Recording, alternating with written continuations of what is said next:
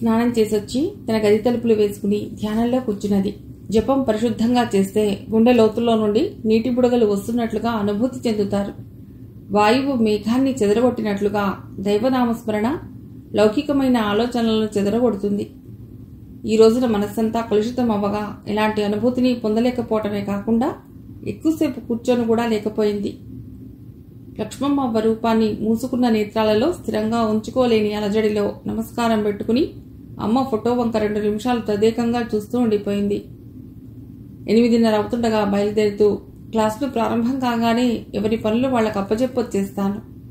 ఈలోగా స్నానం చేస్తే నేను రాగానే ఫలహారం చేద్దాం అన్నది. అలాగేనమ్మా అంటూనే సెల్లో ఎవరితోనో పెద్దగా నవ్వుతూ మాట్లాడుతున్న తమ్ముడి వంక చూస్తూ, ఇక్కడ కూర్చుని ఏం చేస్తావురా గోళ్ళు గిల్లుకుంటూ, అమ్మాయితో వెళ్లి స్కూల్ చూసిరా అన్నది వసుంధర. స్పందన చటుక్కున తర్వాత తీసుకెళ్తానులేండి, ఇప్పుడంతా హడావుడిగా ఉంటుంది అంటూ గడప దాటింది. ఆ మాటను పట్టుకుని వసుంధర వదల్లేదు.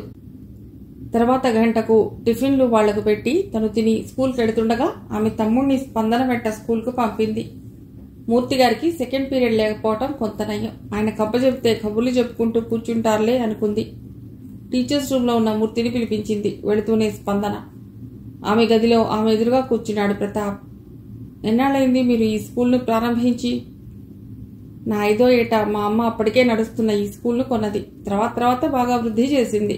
కొనకముందు ఇక్కడే టీచర్గా పనిచేస్తుండేది. వాళ్ళు మూర్తిగారికి నాన్నగారికి తెలిసిన వాళ్ళు.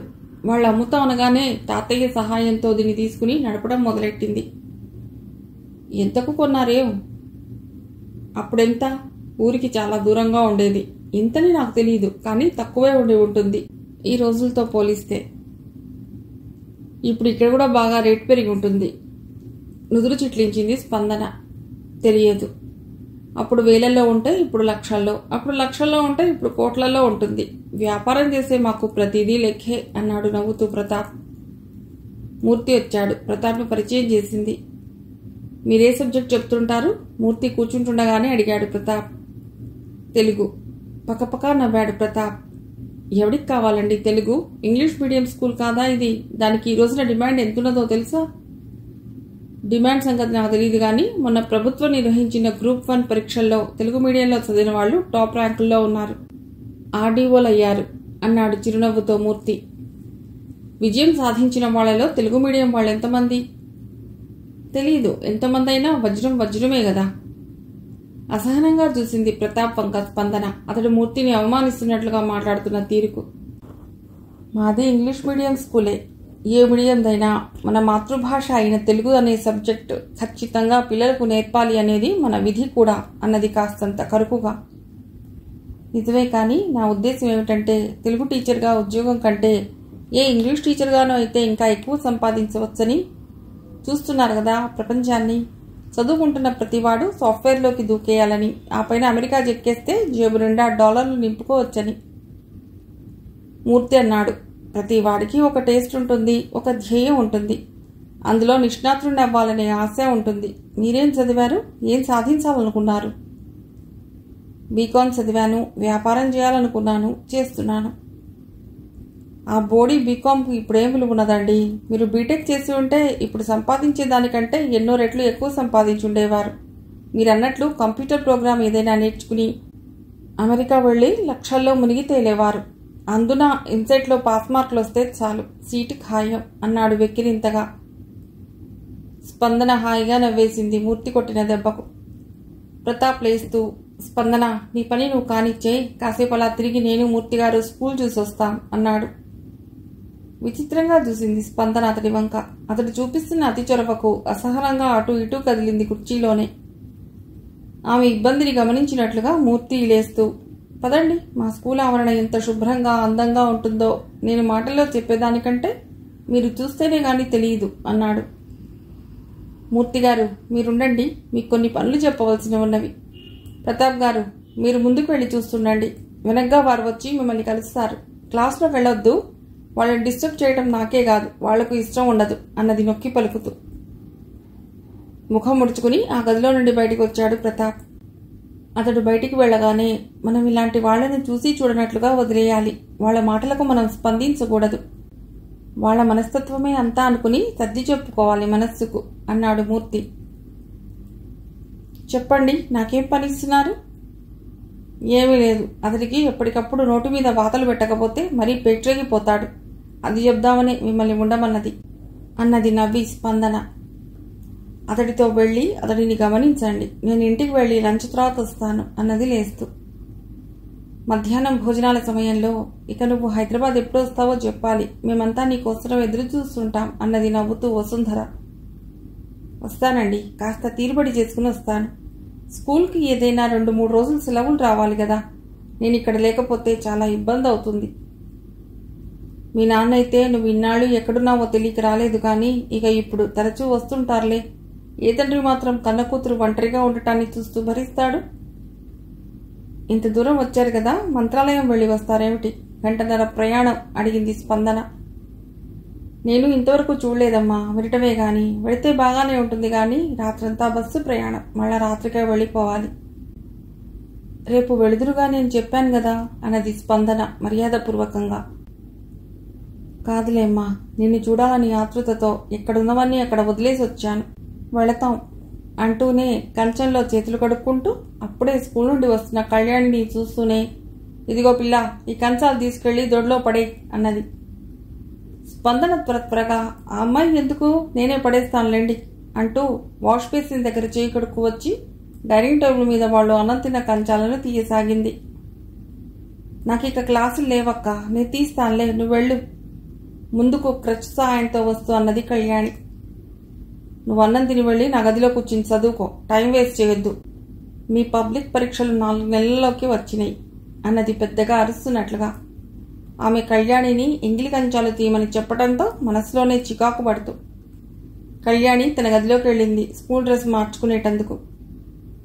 అది స్కూల్లోనే కాదు, జిల్లాలోనే ప్రథమంగా రావాలని, రాష్ట్రంలో మొట్టమొదటి 10 మందిలో ఉండాలనేది నా కోరిక.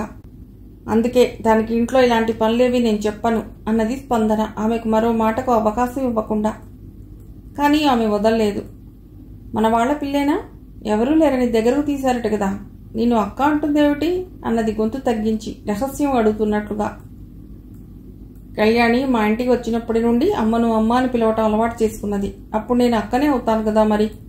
చిన్నపిల్లలకు ప్రేమలే తెలుస్తాయి గాని బంధుత్వాలు తెలియవు అంటూ అక్కడ ఒక్క క్షణం కూడా ఉండకుండా కంచాలను తీసుకుని దొడ్లోకి వెళ్ళిపోయింది స్పందన. అక్కడ దొడ్లో నీళ్ల తొట్టి దగ్గర కాళ్ళు చేతులు కడుక్కుంటున్న కళ్యాణి దగ్గరకు వచ్చి, అనవసరంగా ఆమెతో మాటలు పెట్టుకోబోకు, అడిగిన దానికి ముక్తసరిగా జవాబివ్వు, ఆమె ఏదైనా అన్నా పట్టించుకోబోకు అంటూ లోపలికి వచ్చేసింది. లోపలికి వస్తున్న స్పందనను చూస్తూనే వసుంధర, ఈమెనా లక్ష్మమ్మ అవ్వ? ఆయన ఈమె అంటే తెగ ఇదైపోతున్నారు. అంత గొప్పదా ఆమె అన్నది దేవుడి గుడి దగ్గర ఉన్న అవ్వ పెద్ద ఫోటోను చూస్తూ. అవును, ఆమె మహాయోగి లక్ష్మమ్మ అవ్వ, మా అందరికీ దేవత. ఆమెను ప్రార్థిస్తే మనకు మనశ్శాంతి లభిస్తుంది అన్నది తాను అటే చూస్తూ. కోరికలు కూడా తీరుతాయా? అదృష్టం ఉంటే తీరేవాళ్లకు తీరుతాయి. మనం విన్నవించుకునే పద్ధతిలో ఉంటుంది, మనం కోరుకునే కోరికలో ఉంటుంది. అంటే కోరికలు తీరవన్నమాటే కదా అన్నది కొంటెగా. నేను భారతదేశానికి రాష్ట్రపతిని కావాలి అన్నాననుకోండి, ఆ కోరిక తీరకపోవచ్చు అన్నది మరింత కొంటెగా స్పందన. చూస్తారేమిటి, సాయంత్రం తీసుకెడతాను ఆటోలో.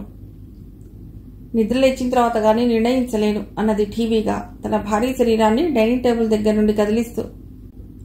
ఆ గదిలో పడుకోండి, హాయిగా ప్రశాంతంగా ఉంటుంది అన్నది తన పడక గది ఎదురుగది చూపిస్తూ. స్పందన, మూర్తిగారు క్రికెట్ టీం తయారు చేస్తున్నారట కదా, రేపు ఎండాకాలం సెలవుల్లో జిల్లా ఇంటర్ స్కూల్ కాంపిటీషన్స్లో పాల్గొనాలని అనుకుంటున్నారట కదా. నాకు ఆ ఆటలో మంచి అనుభవం ఉంది. మా కాలేజీ టీంకు 1 సంవత్సరం నేను కెప్టెన్ని కూడా. నేను అప్పుడప్పుడు వచ్చి పిల్లలకు టిప్స్ ఇస్తుంటానని ఆయనతో చెప్పాను అన్నాడు ప్రతాప్ ఆమెకు చాలా దగ్గరగా నిలబడి. మంచిదండి అంటూ తన బెడ్రూంలోకి పని ఉన్న దానిలా వెళ్ళిపోయింది స్పందన. వసుంధర గదిలోకి ఎడుతూనే మంచం ఎక్కేసింది. ప్రతాపు పక్క మంచం మీదకు చేరాడు. బావగారితో మాట్లాడతావేమిటే అన్నాడు సెల్ బయటకు తీస్తూ. మాట్లాడేదేమున్నది, ఎలాగూ రాత్రికి పెడుతూనే ఉన్నాం. నువ్వు చెప్పావు కదా పొద్దున్నే కులాసాగా చేరామని. ఆమె కళ్ళు మూసుకున్నది నిద్ర వస్తున్నట్లుగా. స్పందన తర్వాత 1/2 గంటకు స్కూల్కు వెడుతూనే మూర్తిని పిలిచి, క్రికెట్ టీం సంగతి ప్రతాప్కి ఎందుకు చెప్పారు అని అడిగింది సీరియస్గా. నేను చెప్పలేదండి బాబు. ఆయన గారే స్టోర్ రూమ్లో క్రికెట్ కిట్లు చూసి నన్ను గంట సేపు తినేశాడు. ఆయన గారేమో ఆల్రౌండర్ అట, వాళ్ళ కాలేజీ టీంకు క్యాప్టెన్ అట. నేను మీకు చెప్పినట్లు నోరు తెరిస్తే బొట్టు అన్నాడు నవ్వుతూ. స్పందన నవ్వేసింది. రాత్రి వెళ్ళిపోతారట. వాళ్ళ మాటలు వింటుంటే నాకు మహా చిరాగ్గా ఉన్నది. ఆ ముసలాయిని చూసి మాట వరుసకైతే ఉండమన్నాను గాని వాళ్ళు ఎంత తొందరగా పెడితే అంత హాయిగా ఉంటుందనిపిస్తోంది నాకు అన్నది. మూర్తి లేచి గదిలో నుండి వెళుతున్న వాడల్లా వెనక్కి తిరిగి వచ్చి, నాది ఓ చిన్న అనుమానం, మీరే తీర్చాలి అన్నాడు కాస్త తటపటాయిస్తూ. అతడి వంక నిశితంగా చూసింది స్పందన. చెప్పండి, ఏ విషయంలో? మీరేమీ అనుకోవద్దు, నేను తప్పుగా మాట్లాడినా బాధపడవద్దు అన్నాడు ఇబ్బంది పడుతున్నట్లుగా. ఉత్కంఠతతో ముందుకు వంగింది. అసలు సంగతి ఏమిటి? మీరు ఈ స్కూల్ని అమ్మేసి హైదరాబాద్ వెళ్ళిపోవాలనుకుంటున్నారా? చాలా త్వరగా అన్నాడు ఆ మాటలు వింటూనే విభ్రాంతితో నోరు తెరుచుకుండిపోయింది కొన్ని క్షణాల వరకు స్పందన. మీకెందుకు వచ్చిందా అనుమానం అన్నది తర్వాత కోలుకుని తల వంచుకుని నిలబడిన మూర్తినే చూస్తూ. ప్రతాప్ గారు అన్నారు, వీలైనంత త్వరలో మీకు ఈ స్కూల్ బాధ్యతలన్నీ వదిలించేసి మిమ్మల్ని తీసుకువెళ్ళి తన దగ్గరే ఉంచుకోవాలనుకుంటున్నారట మీ నాన్నగారు. చటుక్కున లేచి నిలబడింది స్పందన. ఆ మాట వింటూనే ఆమెకు చర్రున కోపం వచ్చేసింది. ఆయన గారన్నారని ఈయన గారు చెప్పారా అన్నది కంఠం హెచ్చించి కోపంగా. మూర్తి తడబడ్డాడు. పదండి వెళ్ళి అడుగుదాం. ఆయనే అన్నారో వీళ్లే కల్పించారో తెలుసుకుందాం అన్నది తలుపు వైపుకు అడుగులు వేస్తూ విసురుగా. ఏమనుకుంటున్నాడతడు? నోటికి ఎంత వస్తే అంత మాట్లాడేయటమేనా? నా ఇష్టాలంటూ ఏమీ ఉండవా? ఆమె ఆవేశాన్ని నిగ్రహించుకోలేకపోతున్నది. మూర్తి అర్థం చేసుకున్నాడు, వాళ్ళు ఏదో ఎత్తుగడలో ఉన్నారన్నట్లుగా. అందుకే అతడు పెద్దగా నవ్వేసి కూర్చుంటూ, ముందు ఆ ఆవేశాన్ని తగ్గించుకోండి. అధముడు మాటల్లో చురుగ్గా ఉంటాడు, ఉత్తముడు చేతల్లో చురుగ్గా ఉంటాడు. మనం జీవితంలో ఇలాంటి వాళ్లను చాలామందిని ఎదుర్కోవలసి వస్తుంది. అతడి మాటల్ని నేను నమ్మలేదులేండి. అయినా అనుమానాన్ని మనస్సులో పెట్టుకుని మదనపడేదానికంటే నివృత్తి చేసుకోవటం మంచిదని మీ దగ్గర చనువు తీసుకుని అడిగాను అన్నాడు అనునయంగా ఆమెను చూస్తూ.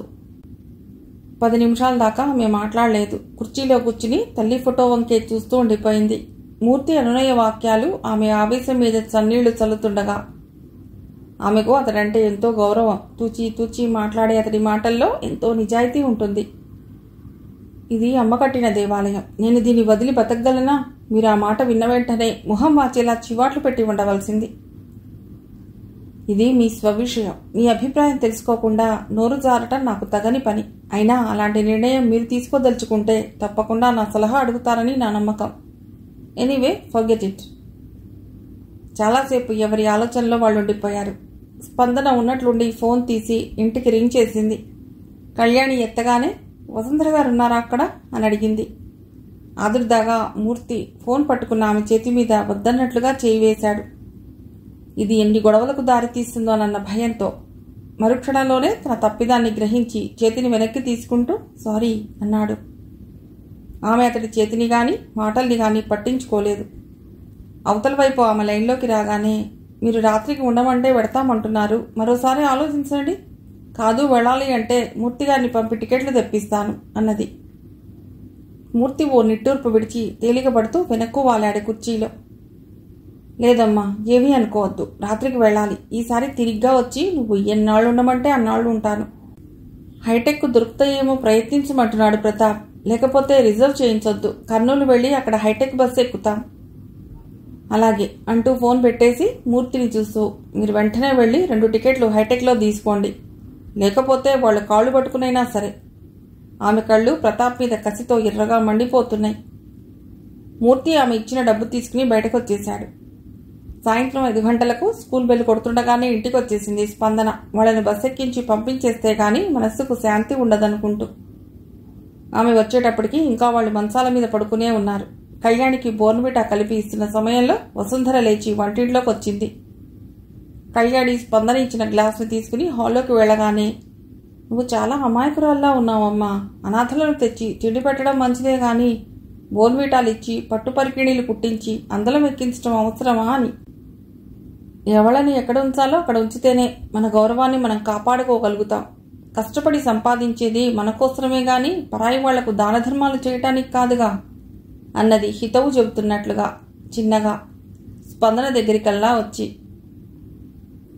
అసలే ప్రతాప్ బాబుడికి మండిపడుతున్న ఆమెకు కళ్యాణి గురించిన మాటలు ఆజ్యం పోసినట్లే అయ్యింది. నిన్న మొన్నటి వరకు మీకు నేను, నాకు మీరు పరాయి వాళ్ళవే గదా. ఇప్పుడు 20 ఏళ్ల తర్వాత పాత చుట్టరికాన్ని కలుపుకుని దగ్గరి వాళ్ళం అయ్యాం. అలాగే కళ్యాణి కూడా. అది మా ఇంటికి వచ్చేటంత వరకు పరాయిదే, కానీ వచ్చిన తర్వాత మా అమ్మకు కూతురయింది, నాకు చెల్లెలయ్యింది. కోపాన్ని నిగ్రహించుకుంటూ మరో 2 గ్లాసుల్లో అక్కా తమ్ముళ్ళిద్దరికీ బోర్న్విటా కలిపింది. వసుంధర ఉక్కిరి బిక్కిరయ్యింది ఆమె మాటలకు. స్పందన మాటలు కాదనటానికి కారణం వెంటనే మనసుకు తట్టకపోవటంతో అవునులే అమ్మ అవును అంటూ ముఖాన్ని నల్లగా మార్చుకుని తను అంతవరకు పడుకున్న గదిలోకి వెళ్ళిపోయింది 2 గ్లాసులు తీసుకుని. ప్రతాప్ ఇంకా అక్కడే మెళుకుతో పడుకుని ఉండటంతో ఆ రాత్రి బస్కు వెడుతున్న ఆమెకు బజార్ నుండి జరీ అంచు చీర తెచ్చింది మధ్యాహ్నమే స్కూల్ నుండి సరాసరి వెళ్ళి. అప్పటిదాకా మొటమొటలాడుతూ మౌనంగా ఉండిపోయిన ఆమె బొట్టు పెట్టి ఇచ్చిన చీరను చూస్తూనే స్పందన మాట కరుకే గాని తనంటే ఇష్టమే అని సర్ది చెప్పుకున్నది తనకు తాను. 10:30కు బస్. సంచి తీసుకుని బయలుదేరుతుండగా అరే తమ్ముడు, స్పందన టికెట్లు తెప్పించింది కదా, డబ్బులు ఇచ్చావా అన్నది వసుంధర. లేదక్కా, ఇద్దాం అనుకుంటూనే మాటల్లో పడి మర్చిపోయాను, ఇస్తాను అంటూ జేబులోంచి పర్స్ తీశాడు. భలే వారే, మీ దగ్గర టికెట్కు డబ్బులు తీసుకుంటానా నేను? వద్దు అన్నది తేలిగ్గా నవ్వేస్తూ. డబ్బులు పోతే పోయినాయి.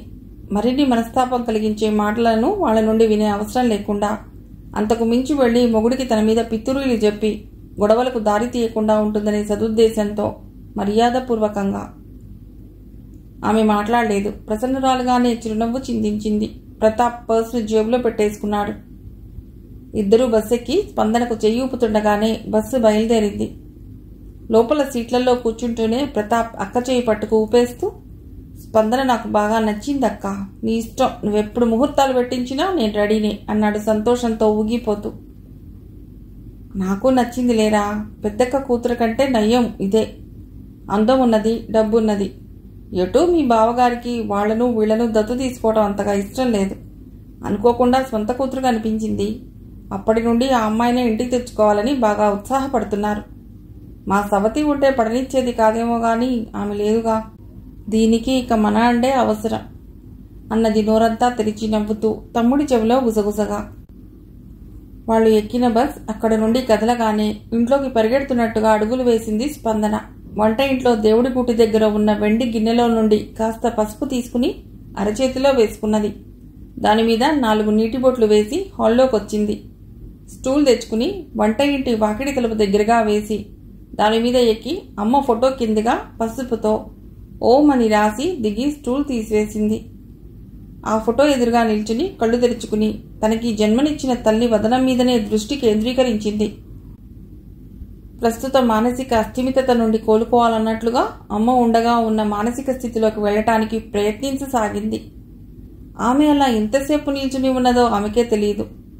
చిన్నగా ఆమె చెవులకు ఓంకారనాదం గింగిరుమన్నట్లుగా వినిపిస్తుండగా ఆమెకు తెలివి వచ్చింది. అప్పటికే ఆమె ముఖము శరీరము ఎవరో నీళ్లు చిమ్మినట్లుగా చెమటతో తడిసి ముద్దై ఉన్నాయి. ఓం ఓం ఓం. తెల్లవారుతుండగానే ఫోన్ వచ్చింది. అది హైదరాబాద్ నుండి. నేను నాన్నని మాట్లాడుతున్నానమ్మా. పిన్ని వాళ్ళు కులాసాగా ఇంటికి చేరారు. రాత్రిపూట ప్రయాణం. ఎలా వెళ్లారా అని నువ్వు ఆదుర్దా పడుతుంటావని ఫోన్ చేస్తున్నాను. మంచిదండి. నువ్వు వీలైనంత తొందరలో హైదరాబాద్ వస్తే నాకు ఆనందంగా ఉంటుందమ్మా. చూస్తాననటం కాదు, 15 రోజుల్లో క్రిస్మస్ సెలవులు వస్తున్నాయి. అప్పుడు తప్పకుండా రావాలి. నువ్వు ఒక్కదానివే రావటానికి ఇబ్బంది అనుకుంటే ప్రతాప్ను పంపుతాను. వాడే తీసుకుని మరలా సెలవులు అవ్వగానే నిన్ను తీసుకెళ్లి దింపుతాడు. వద్దండి, నేనే వస్తాను కదా అన్నది ఆయన మాటలకు కాస్త ఇబ్బందిగా. ప్రతాప్ పేరు వింటేనే ఆమెకు చికాకు వేస్తున్నది. అతడి మాట తీరు, ముఖ్యంగా తన స్కూల్ అమ్మేస్తానన్నట్లుగా మూర్తిగారితో అనటం ఆమెకు అతడి మీద ఏవగింపు కలిగిస్తోంది. మీ పిన్ని అక్కడికి వచ్చి నిన్ను చూసి ఎంతగా సంతోషించిందో చెప్పలేను. మన పిల్లలను మన దగ్గర ఉంచుకుని రోజూ చూసుకుంటే మనకు ఆనందం. అంతేగాని అంత దూరాన ఆ అమ్మాయి ఒంటరిగా నా అనేవాళ్లు లేకుండా ఉండటం ఏమీ బాగోలేదంటున్నది. ఆ పైన ఇంకో మాట కూడా అన్నది మనసు కష్టపెట్టుకుంటూ. ఆయన క్షణం ఆగాడు. స్పందన మాట్లాడలేదు. చికాగ్గా ఫోన్ పట్టుకుని సోఫాలో కూర్చున్నది. స్పందన గనక నన్ను అమ్మ అని పిలిస్తే నా జన్మ ధన్యమై ఉండేది. నేనెంతగా సంతోషించేదాన్నో చెప్పలేను. కనీసం పిన్ని అని పిలిచినా తృప్తిపడి ఉండేదాన్ని అన్నది బాధపడుతూ. నేను అన్వయించానులే.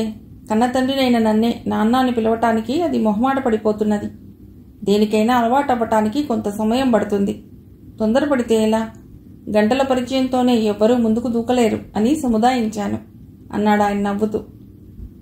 స్పందనకు నోరు పెరగటం లేదు. సరేలే, వీటన్నిటికీ కాలమే సమాధానం చెప్తుంది. కానీ నువ్వు ఎట్టి పరిస్థితుల్లోనూ క్రిస్మస్ సెలవులకు హైదరాబాద్ వచ్చి మాతో గడపాలి. నువ్వు వచ్చిన వెంటనే పెదనాన్న చిన్నాన్న కుటుంబాల్ని, మీ పిన్ని అక్కయ్యల కుటుంబాల్ని, మరికొంతమంది దగ్గర బంధువుల్ని, నా ఆత్మీయ మిత్రుల్ని మన ఇంటికి ఆహ్వానించి పెద్ద పండుగే చేసుకోవాలని మా ఆశ. అదే ఈ ఇంట్లో ఇక ముందు జరగబోయే పెద్ద పెద్ద ఫంక్షన్లకు ప్రారంభ సూచిక అన్నమాట. ఉంటా మరి అంటూ ఆయన ఫోన్ పెట్టేసిన తర్వాత 10 నిమిషాల వరకు స్పందన రిసీవర్ను చేతిలోనే అలాగే పట్టుకుని తల్లి ఫోటో వంక చూస్తూ కూర్చున్నది. ఆ రోజు స్కూల్లో కూడా అన్యమనస్కంగానే గడిపింది. వాళ్ళని చూస్తున్నా, వాళ్ళ మాటలు వింటున్నా ఆమెకు తెలియని భయం ఆవరిస్తున్నది. ధైర్యాన్ని కోల్పోవటానికి మించిన నష్టం మరొకటి లేదు అనే అమ్మ మాటలనే గుర్తు తెచ్చుకుంటూ మనస్సుకు సాంత్వన చేకూర్చుకునేలా ప్రయత్నిస్తున్నది. డబ్బు లేకపోయినా పర్వాలేదు, మంచి మిత్రుల్ని మాత్రం ఎన్నడూ దూరం చేసుకోకూడదు. తను ఈ ఊరు వదిలి ఎక్కడా శాంతిగా బతకలేదు. అమ్మ కట్టించిన దేవాలయాన్ని రోజూ దర్శించకుండా ఉండనూ లేదు.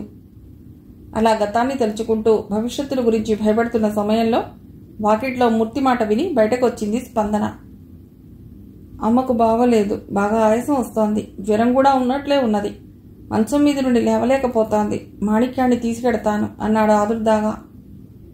పదండి, నేను వస్తాను అన్నది స్పందన. పర్వాలేదండి, మాణిక్యం చాలు. మాణిక్యం ఉంటుంది, నేను ఒక్కసారి చూసి వచ్చేస్తాను. వాళ్ళిల్లు అక్కడకు దగ్గరే. 10 నిమిషాల్లో ముగ్గురు అక్కడికి వెళ్లారు. అప్పటికే పక్కింటి ఆమెను తల్లి దగ్గర ఉంచి వచ్చాడు. ఆమెకు 60 పైనే ఉంటాయి. నెరిసిన జుట్టు, కనబడని కళ్ళు.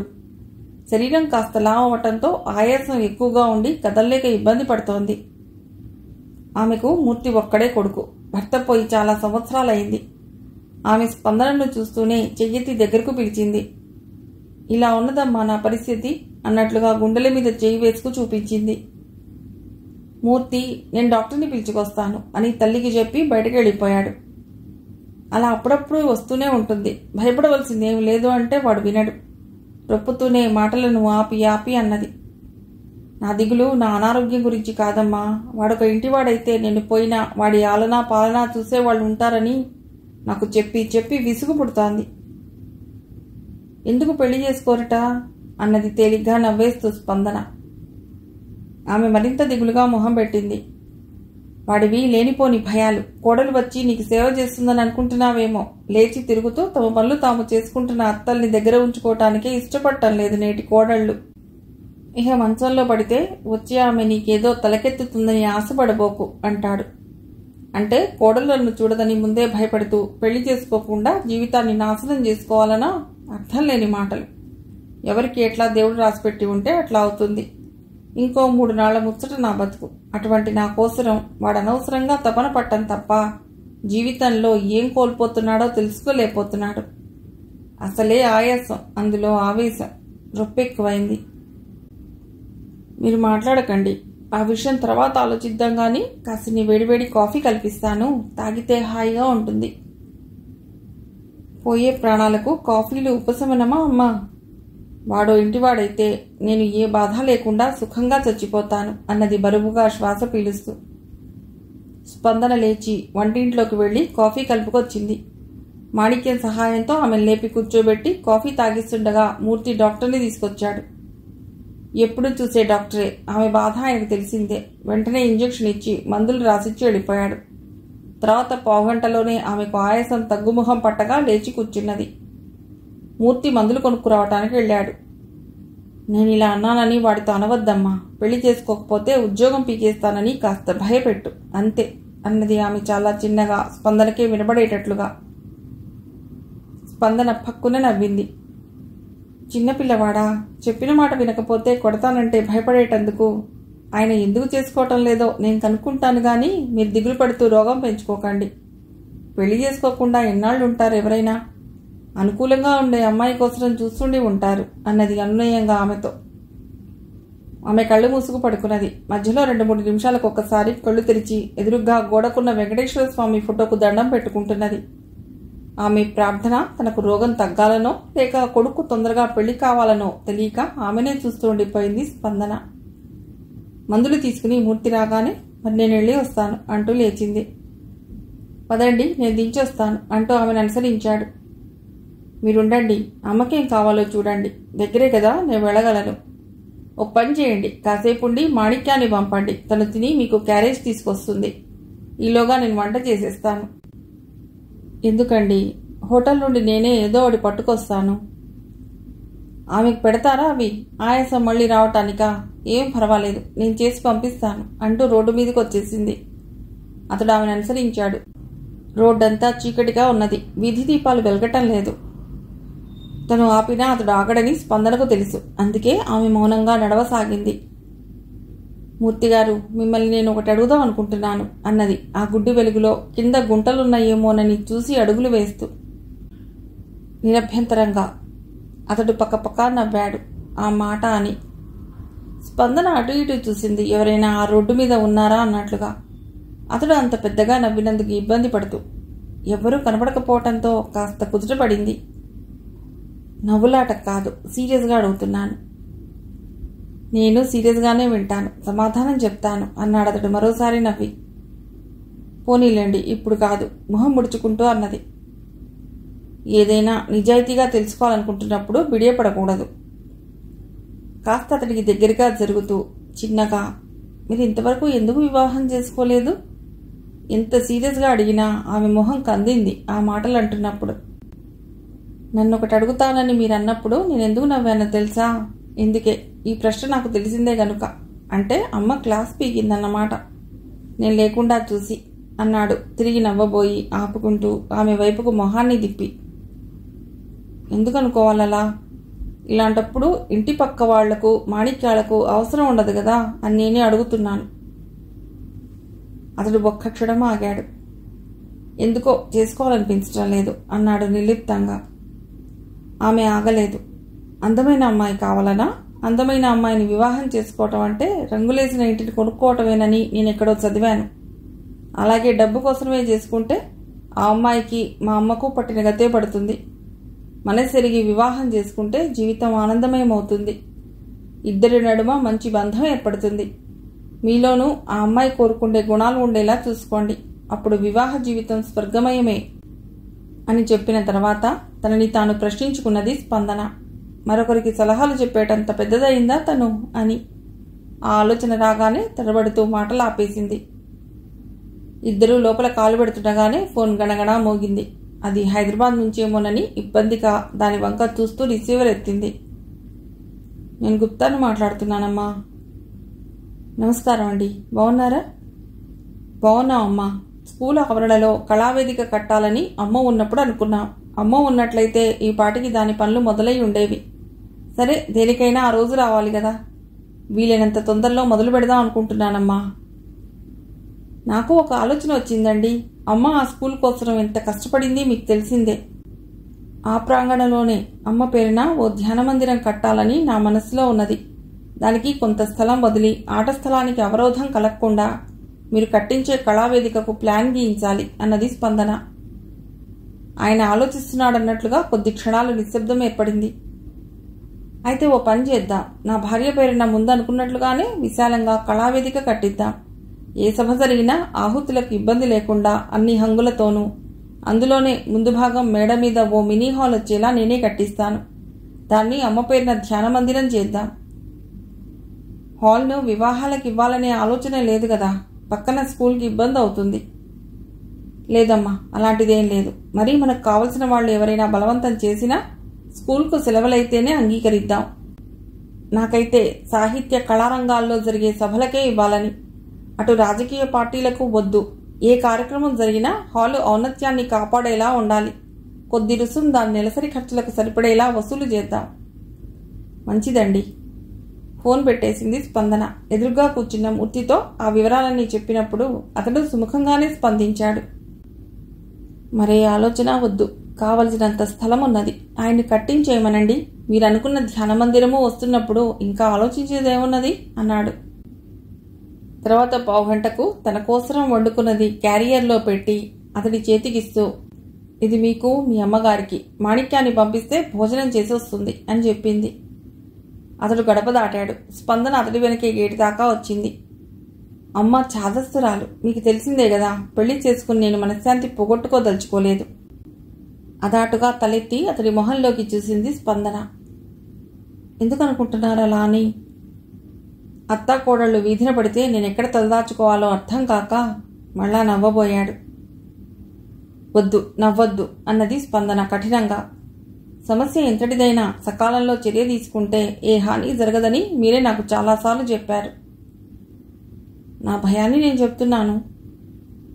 ఈ ప్రపంచంలో పిల్లలకు పెళ్లి కాకపోతే ఎక్కువగా ఏడ్చేది ఒక్క తల్లే. అంటే నా అనుమానం నిజమేనన్నమాట అన్నాడు ఈసారి నవ్వాపుకోకుండానే. ఆమె కోరికలో అసంబద్ధత ఏమీ లేదు కదా. మరి మీరెందుకు పెళ్లి చేసుకోలేదు? నేను చేసుకోకపోతే అలా ఏడ్చేవాళ్లు లేరు గనక. స్పందన తేలిగ్గా నవ్వేసింది. అతడు మొహాన్ని వెనక్కు తిప్పి తీక్షణంగా ఆమె మొహంలోకి చూశాడు. ఓకే, మా అమ్మ ఉద్దేశంలాగానే మీ ఉద్దేశము అని నేను వెంటనే వివాహం చేసుకోవాలనేదే అయితే, మీరన్నట్లుగా మంచి మనస్సున్న అమ్మాయి ఎవరైనా మీ దృష్టిలో ఉంటే చెప్పండి. ఒక్కటి గుర్తుంచుకోండి, ఆ అమ్మాయికి మీకున్నంత మంచి మనస్సు ఉండాలి. తప్పకుండా 3 ముళ్ళు వెంటనే వేసేస్తాను అంటూనే అక్కడ ఉండకుండా ముఖాన్ని ముందుకు తిప్పుకుని చెరచెరా నడుచుకుంటూ ఆ చీకట్లో కలిసిపోయాడు. అతడి మాటలకు నిర్వీణురాలైంది స్పందన. బిగుసుకుపోయి అక్కడే అతడు వెళ్లిన వైపుకే చూస్తూ చాలాసేపు నిలబడిపోయింది. ఆదివారం ఉదయం 7 గంటలకు హైదరాబాద్ వెళ్లే బస్సు ఎక్కింది స్పందన. సోమవారం నుండి వారం రోజుల పాటు స్కూల్కు క్రిస్మస్ సెలవులు. శనివారం సాయంత్రం జగన్నాథం మళ్ళా కూతురుకు ఫోన్ చేశాడు. రేపొద్దున బయలుదేరుతున్నావు కదా అంటూ. నువ్వు హైదరాబాద్ రావటం ఇది మొదటిసారి అనుకుంటాను. కర్నూలు రాగానే నాకు ఫోన్ చేసి బస్సు నెంబర్ చెప్పు. అక్కడి నుండి సరిగ్గా 5 గంటల ప్రయాణం. ప్రతాప్ బస్టాండ్కి వస్తాడు. తను ఇబ్బందిగా చూసింది ఫోన్ వంక. ప్రతిదానికి వాళ్ళు ప్రతాప్ను ముందుకు తీసుకొస్తున్నారు. తను రావచ్చు కదా. అడ్రస్ చెప్పండి, నేను ఆటోలో వచ్చేస్తాను. చాలా కష్టం అమ్మా ఇల్లు పట్టుకోవడం. వాడొస్తాడు కదా. సరేలేండి అన్నది ఇక ఆ విషయం సాగదీయటం ఇష్టం లేనట్లుగా. వెంటనే మూర్తిని పిలిపించి విషయం చెప్పి స్కూల్ని ఇంటిని తను లేనప్పుడు కనిపెట్టుకుని ఉండమన్నది. పెద్దది మాణిక్యం ఉండటంతో కళ్యాణికి భయం లేదు. బయలుదేరే ముందు అమ్మ ఫోటోకు, లక్ష్మమ్మ ఫోటోకు నమస్కరించి చెప్పులేసుకున్నది. కాళ్లు కొద్దిగా తడబడ్డాయి బయటికి వస్తుంటే. బస్సు దగ్గరకు మూర్తొచ్చాడు. హైటెక్ బస్ హాయిగా ఉన్నది. ఊరు దాటగానే బస్సులో సినిమా మొదలుపెట్టారు. బస్సు ఎక్కబోయే ముందు మూర్తితో చెప్పింది తను.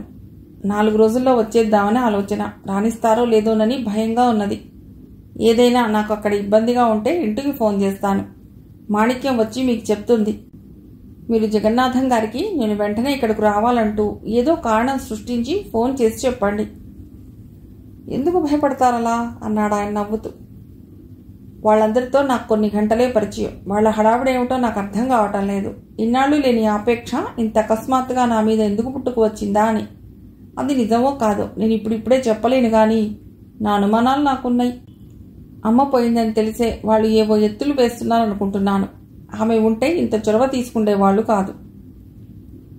ఏం పర్వాలేదు. వాళ్లలో ఏ ఉద్దేశాలున్నా అది మీ తండ్రి ఇల్లు. మీకు అక్కడికి వెళ్లే అధికారం ఉన్నది. ఇక వాళ్ల ప్రవర్తన అంటారా? బాగుంటే మరోసారి ఎడతారు, లేదా ఒక్కసారితోటే రామ్ చెప్పేస్తారు అని ధైర్యం చెప్పి, ఓకే మీకు ఏమాత్రం అక్కడ ఇబ్బంది కలిగినా మీరన్నట్లే ఫోన్ చేయండి. తర్వాత సంగతి నేను చూస్తాను అన్నాడు.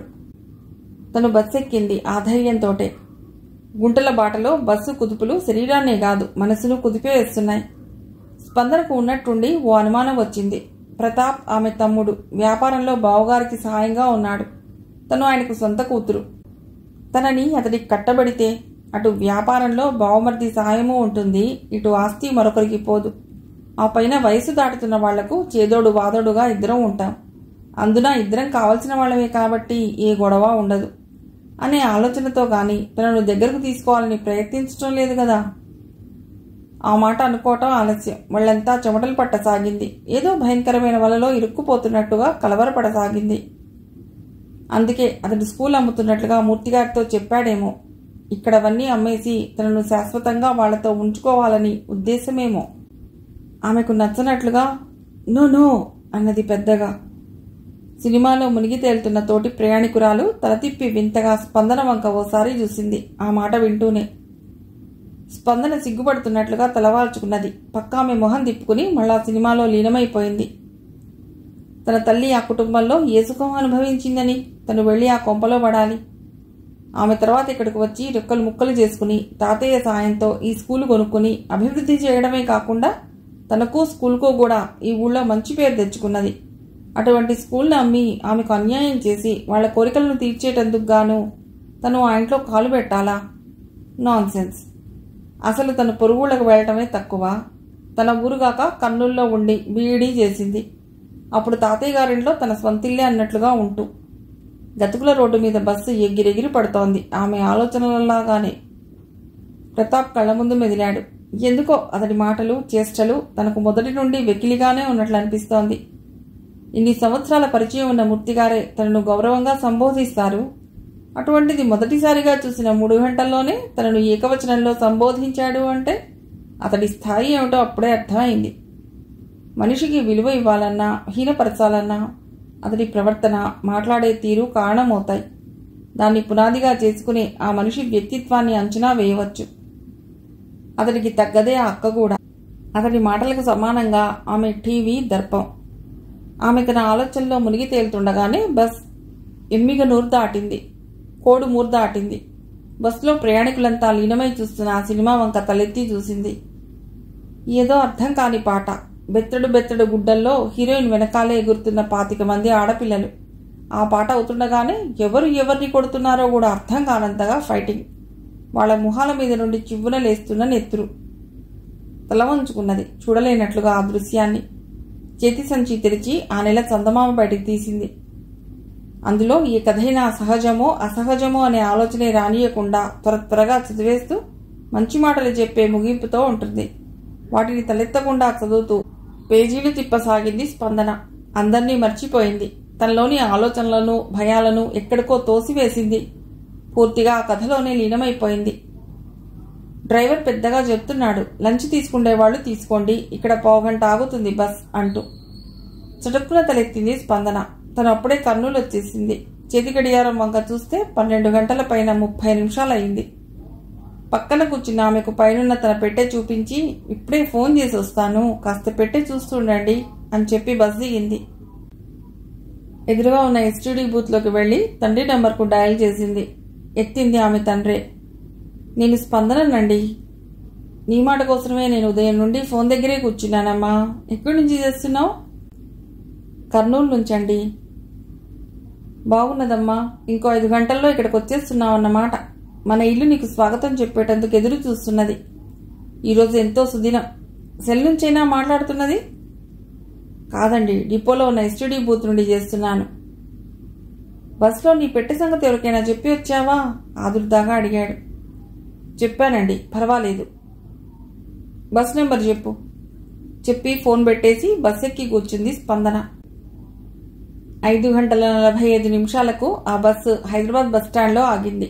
దిగేటందుకు పెట్టెను పట్టుకుని తలుపు దగ్గరకు వచ్చేటప్పటికి ఎదురుగ్గా ప్రతాప్ చేతిలో హెల్మెట్తో నవ్వుతూ ఆహ్వానిస్తున్నట్లుగా చెయ్యి చాపాడు. హాయ్ స్పందన అంటూ. ఆమెకు అర్థమైంది అతడు చేయి చాచడంలో ఉద్దేశం. తనతో చేయి కలపాలనేది అతడి కోరిక. వెంటనే దానికి అవకాశం ఇవ్వకుండా చేతిలోని పెట్టెను అందించింది స్పందన. అతడు ఇబ్బందిగానే అందుకుని వెనక్కి తిరిగాడు. ఇద్దరూ బయటికొచ్చారు. ఇక్కడే ఉండు, స్కూటర్ స్టాండ్లో ఉన్నది, తీసుకొస్తాను అంటూ చేతిలోని సూట్ కేసును ఆమె పక్కగా పెట్టి వడివడిగా స్టాండ్ వైపుకి వెళ్ళాడు. అంటే తను ఇప్పుడు స్కూటర్ ఎక్కమంటాడా? అయోమయంగా చూసింది అతడు పెడుతున్న వైపుకు. అతడు 5 నిమిషాల్లోనే స్కూటర్ తీసుకొచ్చి ఆమె ముందు ఆపి ఎక్కు అన్నాడు. నేను ఆటోలో వస్తాను అన్నది బిడియపడుతున్నట్లుగా స్పందన. స్కూటర్ ఉండగా ఆటో దేనికి, అదో దండగా, ఎక్కెక్కు అన్నాడు హడావిడి చేస్తూ ప్రతాప్. నేను ఇంతవరకు ఎప్పుడూ స్కూటర్ ఎక్కలేదండి అన్నది చిరాగ్గా. బీఈడీ చదివా, స్కూటర్ ఎక్కలేదంటే ఎలా, అన్నీ నేర్చుకోవాలి అంటూ పెట్టే అందుకుని కాళ్ళ దగ్గర పెట్టుకున్నాడు. ఆమెకి తప్పదన్నట్లుగా అసహనంగా ఎక్కి కూర్చున్నది వెనక సీట్ మీద. జాగ్రత్త, హైదరాబాద్ అంటే జనాన్ని చీల్చుకుంటూ పోవాలి, నన్ను పట్టుకు కూర్చో, అసలే కొత్త అంటున్నావు అన్నాడు నవ్వుతూ. మా బావకు చెబుతూనే ఉన్నా, జీవితాన్ని అనుభవించు, ఓ కారు కొన్నావంటే హాయిగా ఉంటుంది అని. ఆయన భయం ఆయనది. కారంటూ ఉంటే నేను ఆయనకు కనబడనని, డబ్బు తగలేస్తూ పెట్రోల్ అంతా తాగేస్తానని.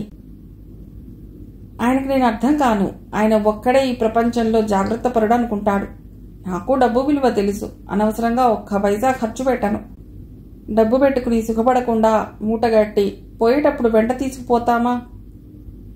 రోడ్డు మీద కార్లను, స్కూటర్లను, ఆటోలను, రకరకాల వాహనాలను దాటుకుంటూ నల్లగుంటలో ఉన్న ఇంటి ముందు ఆగేటప్పటికి 1/2 గంట పట్టింది. అంతసేపు ఆమె వెనక ఉన్న స్టెప్నీని పట్టుకుని బిగదీసు కూర్చున్నది. స్కూటర్ ఆగగానే దూకుతున్నట్టుగా దిగింది స్పందన. లోపల నుండి వసుంధర, జగన్నాథం, ఇంకో 3 ఆడవాళ్లు బయటకొచ్చారు. వసుంధర అయితే స్పందన భుజం మీద చెయ్యి వేసి దగ్గరకు తీసుకున్నది. జగన్నాథం కూతురు చేయి పట్టుకుని రామ్మా అన్నాడు ఆప్యాయంగా. క్షణం ఆయన వంక చూస్తే ఆనందంతో ఆయన కళ్ళు తడుస్తున్నట్లే అనిపించగా ఆమెకు కళ్ళు చెమ్మగిల్లి సాగినాయి. ప్రయాణం బాగా జరిగిందా అమ్మా? జగన్నాథం అడిగాడు. తలూపింది, బాగానే జరిగిందన్నట్లుగా. లోపలికి వెళ్ళిన తర్వాత అక్కడున్న ఆడవాళ్లకు మా అమ్మాయి స్పందన అంటూ పరిచయం చేసింది వసుంధర. నమస్కారం పెట్టింది స్పందన. వాళ్లను ఒక్కొక్కళ్ళనే పేరు పేరున పరిచయం చేసింది. 2 పక్కింటి వాళ్ళు, ఒక ఆమె ఆ ఇంట్లోనే మేడ మీద అద్దకున్నామె.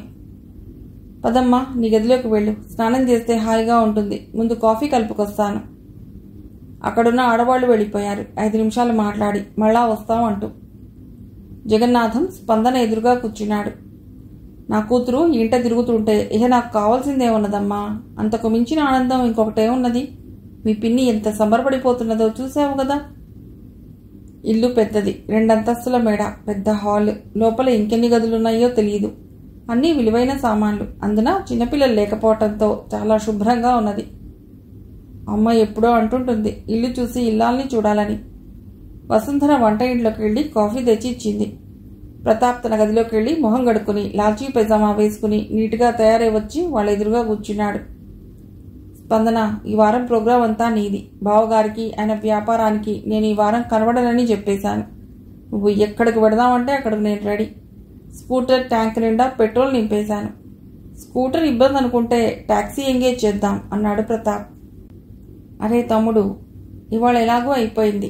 రేపు మన వాళ్ళందరినీ లంచ్కి రమ్మన్నాం. ఆయన స్నేహితులు కూడా కొంతమంది వస్తున్నారు. మధ్యాహ్నం భోజనాలు అయ్యేటంత వరకు వచ్చిన వాళ్లకు మర్యాదలు చేయటం, వాళ్లకు అమ్మాయిని పరిచయం చేయటం నీది, మీ బావగారిది డ్యూటీ అన్నది నవ్వుతూ. సాయంత్రం ఖాళీయే కదా అక్క. అంతగా అయితే మొదటాట సినిమాకి వెళ్ళండి. వసుంధర ఆ మాట చెప్తూ వంటింట్లోకి వెళ్ళిపోయింది. హాల్లో షోకేస్లో ఉన్న వింత వింత విలువైన బొమ్మల్ని చూస్తున్న స్పందన ఆమె మాటలు వినగానే ఉలిక్కి పడ్డట్లుగా తలెత్తి ఇబ్బందిగా చూస్తూ ఖాళీ కప్పును వంటింట్లో సింక్లో పడేసి తన గదిలోకి వెళ్ళిపోయింది. పెట్టిన మంచం మీద పెట్టి మ్యాక్సీని, టర్కీ టవల్ని తీసుకుని ఆ గది తలుపుకు లోపల గడియ వేసింది. లోపల డ్రెస్సింగ్ టేబుల్ అద్దం ముందు దువ్వెన, కాటుక, పౌడర్ డబ్బా, 4 రకాల లిప్స్టిక్స్. తలదువ్వుకుని స్నానం చేసి వచ్చి మ్యాక్సీ వేసుకుని అద్దంలో చూసుకుంటూ పౌడర్ రాసుకున్నది. ప్రతాప్ అంటూ అక్కడ లేకపోతే తనకు ఆ ఇల్లు ఆనందించదగ్గ ప్రదేశమే అనిపించింది. అతడు తీసుకుంటున్న అతి చొరవ ఆమెకి ఇబ్బంది కలిగిస్తోంది. తను ఈ వారం రోజులు అతడితో స్కూటర్ మీద తిరగాలని అతడి కోరిక. అతడు ఏమనుకుంటున్నాడో తన గురించి అడగగానే తను హుషారుగా ఎక్కడికి పడితే అక్కడికి ఆయన గారి చేతులు పట్టుకుని తిరుగుతానని అనుకుంటున్నాడా? ఆడపిల్లలంటే అంత లోకుగా ఉన్నదా?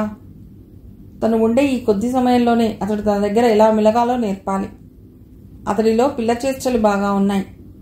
తలుపు తీసుకుని బయటకు వచ్చేటప్పటికి ఎదురుగా సోఫాలో కూర్చుని ఉన్న తండ్రి రామ్మా అన్నారు.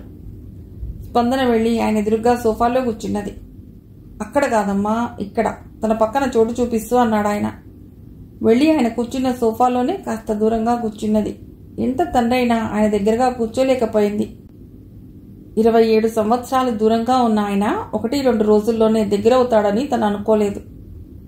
ఇదిగోనమ్మా, ఈ సెల్ దగ్గర ఉంచుకో. నువ్వు కర్నూలు బస్టాండ్లో ఫోన్ చేయడానికి దిగావంటేనే భయం వేసింది. ఇది దగ్గరుంటే నువ్వెక్కడున్నా కదలకుండా ఎవరితోనైనా మాట్లాడవచ్చు. ఎందుకండి, ఇంట్లో ఫోన్ ఉన్నది, స్కూల్లో ఉన్నది, నేనెవరికి చేస్తాను? ఆ 2 చోట్ల నువ్వు లేనప్పుడు ఇది నీ చేతిలో ఉంటే నీకు కావలసిన వాళ్ళంతా నీ దగ్గర ఉన్నట్లే అనిపిస్తుంది. డబ్బు దండగా బయటికెడితే అడుగడుగునా రూపాయి ఫోన్ ఉండనే ఉన్నది. నేనిప్పుడు దీన్ని నీకోసరం కొనలేదమ్మా, నా దగ్గర 2 ఉన్నాయి, అందుకే నీకొకటి ఇస్తున్నది. నువ్వు ఇక్కడికి వచ్చినప్పుడు నీకు ప్రత్యేకంగా కారే కొంటాను అన్నాడు ఆప్యాయంగా దాన్ని ఆమె చేతిలో పెడుతూ.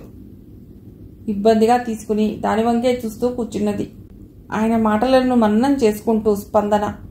ఆయన తన ఉద్దేశాన్ని చాలా స్పష్టంగా చెప్తున్నాడు. తను శాశ్వతంగా ఇక్కడ వచ్చేయాలని. తనకు అమ్మ లేదు. అమ్మకు ప్రియమైన ఆ స్కూల్ని కూడా దూరం చేయాలన్నా వీళ్ళందరి ఉద్దేశం. ఆయన మాటలను జీర్ణించుకోలేకపోతున్నది. మళ్ళా శనివారం దాకా సెలవులున్నాయి కదా? అవునండి, కానీ నేను 2-3 రోజుల కంటే ఎక్కువ ఉండలేను ఇక్కడ. నిన్నటితో హాఫ్ ఇయర్లీ పరీక్షలు అయిపోయినాయి. ఆన్సర్ పేపర్లన్నీ స్కూల్ తెరిచేటప్పటికి దిద్దటం అయ్యేలా చూడాలి. స్కూల్ తెరిచిన రోజే పేపర్లు ఇవ్వటం మాకు అలవాటు. పిల్లలు కూడా వాటి కోసం ఆసక్తిగా ఎదురు చూస్తుంటారు అన్నది. ముందుగానే కాళ్లకు బంధం వేయకపోతే తను ఉన్నట్టుండి వెడతానని చెప్పడానికి కూడా ఇబ్బందిగానే ఉంటుంది. అలా కాదమ్మా, నీ ఇంటికి నువ్వు మొదటిసారిగా వచ్చావు. ఈ వారం రోజులు నా ఎదుట ఉంటే నాకు తృప్తిగా ఉంటుంది అన్నాడు అనునయంగా ఆయన కూతురు చేతిని పట్టుకుంటూ. స్పందన ఆయన అంత ఆప్యాయంగా అడుగుతుంటే గతమంతా ఆమె మదిలో నుండి అదృశ్యం అవ్వగా తన్మయంగా ఆయన వంకే చూసింది. కులాసాగా చేరానని ఇంటికి ఫోన్ చేయమ్మా. ఆమె మరో మాట మాట్లాడకుండా ఇంటికి ఫోన్ చేసింది. అక్కడ ఎత్తింది కళ్యాణి. కళ్యాణి, అక్కనమ్మా, హైదరాబాద్ కులాసాగా చేరాను. మాణిక్యానికి కూడా చెప్పు. మీకేమైనా అవసరం ఉంటే మూర్తిగారు వచ్చినప్పుడు చెప్పండి. ఉంటా మరి, జాగ్రత్త. కావాలనే అక్క అనే మాటను బొత్తి పలుకుతూ అన్నది స్పందన. అలాగే అక్క, తొందరగా వచ్చేస్తావు కదూ నువ్వు? అలాగేనమ్మా. ఫోన్ ఆఫ్ చేస్తూనే, పిచ్చి పిల్ల, నేను లేకుండా అది ఒక్కరోజు కూడా ఒంటరిగా ఉండలేదు అన్నది నవ్వుతూ స్పందన. నన్ను త్వరగా వచ్చి అంటోంది. 8 గంటలయింది. ప్రతాప్ బయటికి వెళ్ళాడు. వసుంధర వచ్చి స్పందన పక్కన కూర్చుంటూనే మెళ్ళో నుండి 2 పేటల చంద్రహారం తీసి స్పందన మెళ్ళో వేయబోయింది. వద్దండి వద్దండి అంటూ పక్కకు జరిగింది స్పందన. అలా అనకూడదు. నేను ఇస్తున్నప్పుడు ఈ క్షణం నుండి ఈ ఇంటికి నిన్ను చూసేటందుకు ఎంతో మంది వస్తుంటారు. వాళ్ల ముందు మా అమ్మాయి ఏమీ లేని దానిలా మెడలో ఓ సన్నటి వంటిపేట గొలుస్తూ ఉండటం నాకు బాధ కలిగిస్తుంది. ఈ ఇంటికి అధికారినివి నువ్వు. ఇవన్నీ నీవి కావా? అంతగా మీ ఊరు తీసుకువెళ్ళడం నీకు ఇష్టం లేకపోతే నీ గదిలో బీర్వాలో పెట్టేళ్ళు. వచ్చిన ప్రతిసారి ఆ పెట్టెడు గుడ్డలు వేసుకురావద్దు. వాటిని ఇక్కడే ఉండని. ఇంకా ఏమైనా కావాలనుకుంటే నాన్న అడిగి కొని తెప్పించుకో. చేతులు ఊపుకుంటూ రావడం, చేతులు ఊపుకుంటూ వెళ్ళటం. కనీసం నెలకు 2 సార్లైనా నువ్వు ఈ ఇంట్లో మాతో గడపాలి అన్నది ఆమె స్పందనను దగ్గరకు తీసుకుంటూ. ఆ గొలుసులు మెళ్ళో వేసి ఆమె బారెడు జడలు గొలుసు పైకి వేసి సర్దుతూ. వాళ్ళ ఆదరానికి ఆప్యాయతకి ఒక్కసారిగా మనస్సు పులకరిస్తుంది. ఒక్కొక్కసారి ఇది ఎక్కడకు దారి తీస్తుందోనన్నట్లుగా భయం ఆవరించి శరీరాన్ని కుదిపివేస్తుంది. ప్రతాప్ వచ్చాడు. చేతిలో పెద్ద పూల పొట్లం పెట్టి ఉన్న కవర్, ఓ బుట్ట నిండా పళ్ళు. వచ్చి ఎదురుగా కూర్చుంటూ, ముజిల్జాహీ మార్కెట్కు వెడితేనే గాని తాజా పళ్ళు దొరకలేదు అన్నాడు. ఇంతకీ అక్క, రేపటి మెనూ ఏమిటో తేల్చావా? లేక వంట వాళ్ళు వచ్చిందాకా ఆలోచిస్తూ అప్పుడు నన్ను మార్కెట్కు పరిగెత్తిస్తావా అన్నాడు నవ్వుతూ. నీకు ఇష్టమైన కూరలేమిటో చెప్పమ్మా అడిగింది వసుంధర స్పందనను. నాకు అన్నీ ఇష్టమేనండి అన్నది మొహమాటంగా తల వంచుకుని వాళ్ళ హడావుడికి. అలా కాదు స్పందన, పోనీ నీకు ఇష్టం లేనివేవో చెప్పు. అవి వదిలేసి మిగతా వాటిల్లో సెలెక్ట్ చేద్దాం. నాకు ఇష్టం లేనివంటూ కూడా ఏమీ లేవు చిరునవ్వుతో అన్నది. జగన్నాథన్ స్నానం చేసి అప్పుడే హాల్లోకి వస్తూ, అంటే అంతా నా పోలికేనన్నమాట.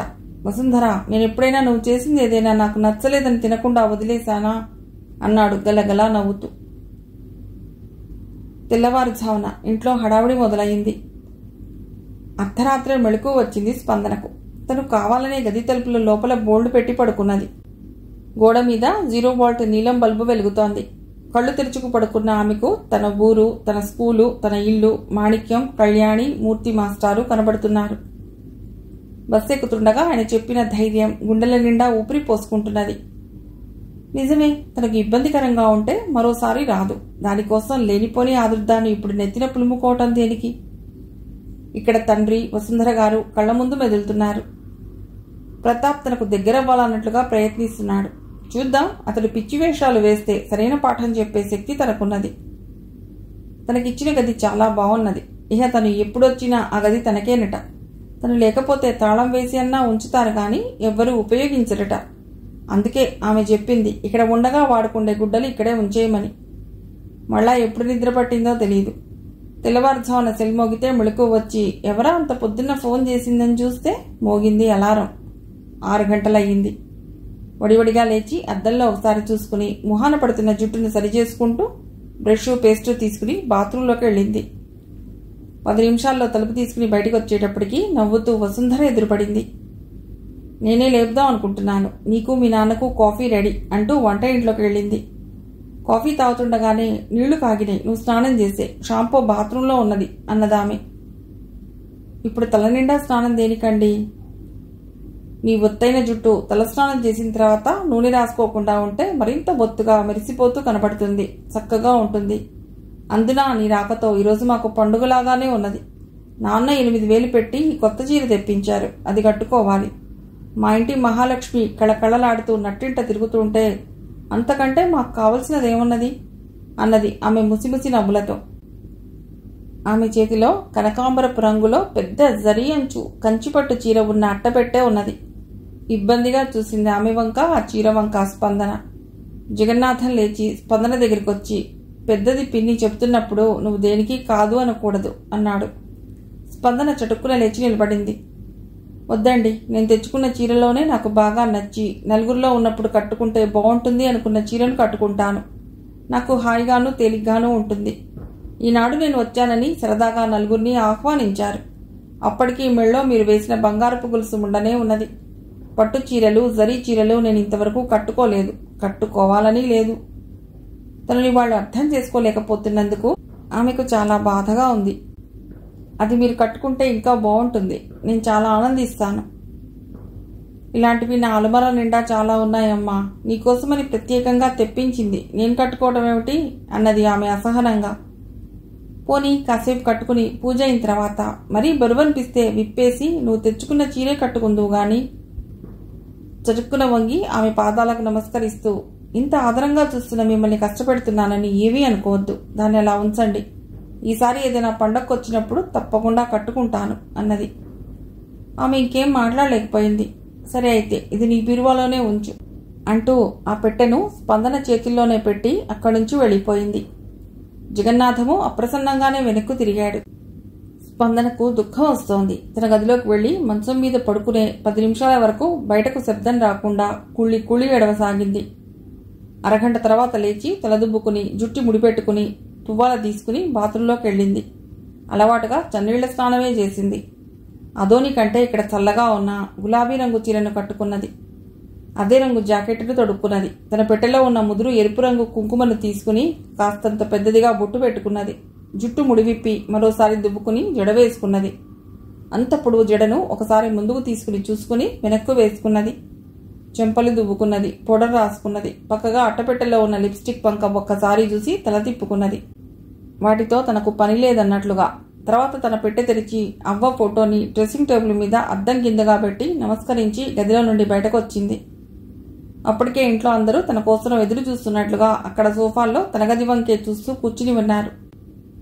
పచ్చటి స్పందన గులాబీ రంగు చీరలో అందంగా మెరిసిపోతున్నది. ఆమెను చూస్తున్న వసుంధర కళ్ళు తృప్తితో తళుక్కుమన్నాయి. అందరూ లేచి డైనింగ్ టేబుల్ దగ్గరకు నడిచారు. నాన్న తెప్పించిన చీర నీకెంతో నప్పుతుందనుకున్నాం. నువ్వు ఇప్పుడు కట్టుకున్న ఈ చీర ముందు అది అంత ఖరీదైనా తేలిపోయి ఉండేదమ్మా. అందరూ అనే మాట నిజమే. చీర అందం కట్టుకున్న వాళ్ళని బట్టే ఉంటుందని. నీ ఎన్నిక చాలా బాగున్నది అన్నది మెచ్చుకోలుగా. టిఫిన్ తిని లేస్తుండగానే పొట్టికోలో 2 ఆటోలు వచ్చి ఆగినాయి. వసుంధర హడావుడిగా బయటకు వచ్చింది. అప్పుడు వచ్చింది ఆమె 2 అక్కలు, బావగారులు, పిల్లలు. వాళ్ళు వస్తూనే స్పందనను చుట్టుముట్టారు. మా మరిది ఇంత చక్కని కూతుర్ని పెట్టుకుని ఇన్నాళ్ళు ఎవరు తనకు లేరు లేరు అంటూ దిగులు పడిపోతున్నాడు అంటే నాకు చాలా ఆశ్చర్యంగా ఉన్నది అన్నది వసుంధర చిన్నక్క. వసుంధర లాగానే గలగలా నవ్వుతూ స్పందన దగ్గరకు వచ్చి ఆమె చేయి పట్టుకుని దగ్గరకు తీసుకున్నది. బంగారు బొమ్మలా ఉన్నావమ్మా. నీ ఇంట్లో నువ్వు తిరుగుతుంటే వేరే దీపాలు పెట్టుకోనక్కర్లేదు. ఆమెకి 2 కొడుకులు. భర్తను వాళ్ళిద్దరినీ కూడా పరిచయం చేసింది.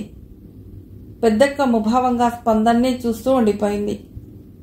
మిగిలిన కథ తర్వాతి భాగంలో.